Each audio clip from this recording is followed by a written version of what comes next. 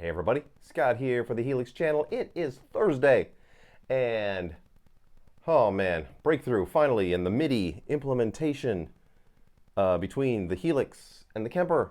I'm going to show you how I did it, and not that, I mean, MIDI stuff is important for a lot of people.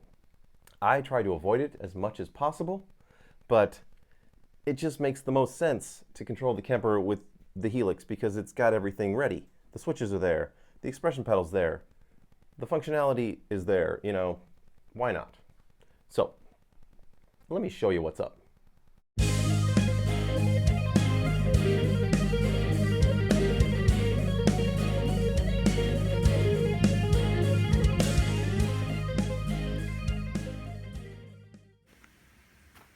Alright, I'm handheld going in on this sucker. Look at all that stuff. Oh my God.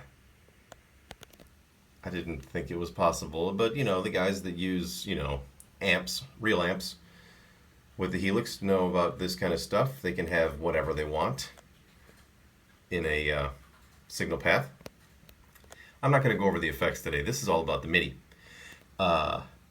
And to make what I'm doing possible, I had to jump through many hoops. And in the MIDI menu, what I had to do is turn off the MIDI through, turn off the MIDI clock, turn off the all that stuff, because I'm not using any of that. Oops, turn off these things. Try to hold this and move at the same time. Also turn off all of these things. I don't know why. That's just the way it is to make this work.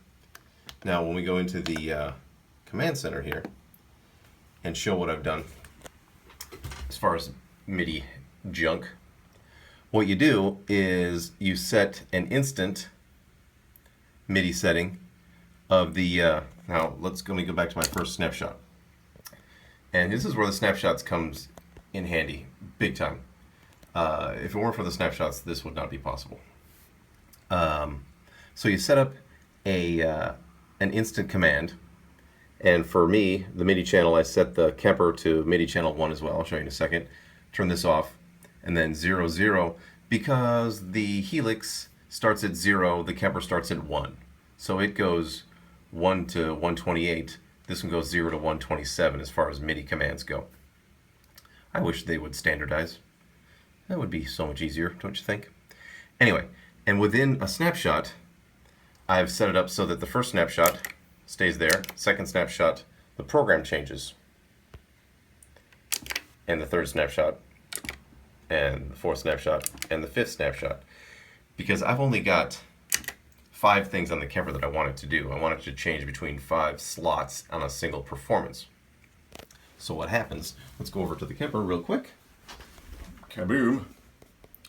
And now, here's a performance that I set up. It's got 5 slots, and the first slot is a 67 deluxe reverb.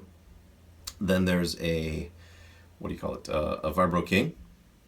Then an EVH3 with very low gain. Then an EVH3 with mid gain, an EVH4 or 3 with a bunch of gain. And inside the system menu, there's some things here that need to happen.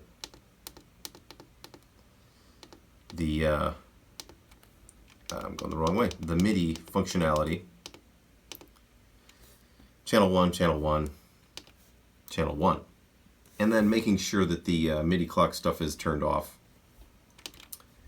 And that no rigs within the Kemper, they're called rigs instead of presets.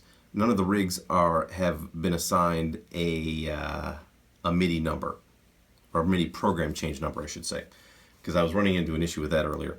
So now when I press number 1 here, it stays on the first one. Number 2, we go to the clean.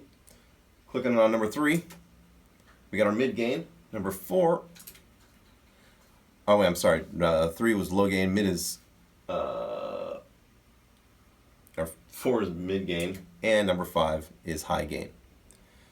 So all my changes are happening. I'll share some sounds with you tomorrow. There you go, everybody. Just a quick how I did this, and I didn't do this alone. I had a ton of help from Chris Copeland on the Kemper Facebook page.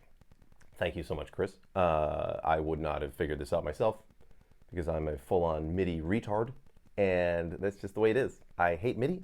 It's annoying, and the lack of standardization between, pieces of gear is super annoying. So I can only imagine how you keyboard players feel. God damn, that's got to be annoying. So, but I made it work. I'm going to fix up the expression pedal tomorrow. That'll be the last thing I need to do. I want to be able to use the morphing technology, also use it the way I use the expression pedal on the Helix as far as leads go, to boost some gain and some volume. So that's next up. I'm going to be making separate videos tomorrow.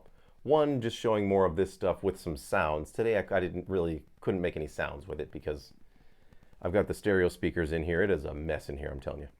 But tomorrow I'll show you some sounds, how I'm implementing the Helix effects into the Kemper. That's fun.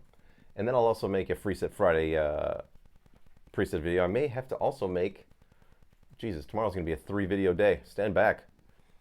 The first preset preview of the new custom presets package, because I've got some prepared, and they will the pre-ordering can commence tomorrow if you're into that.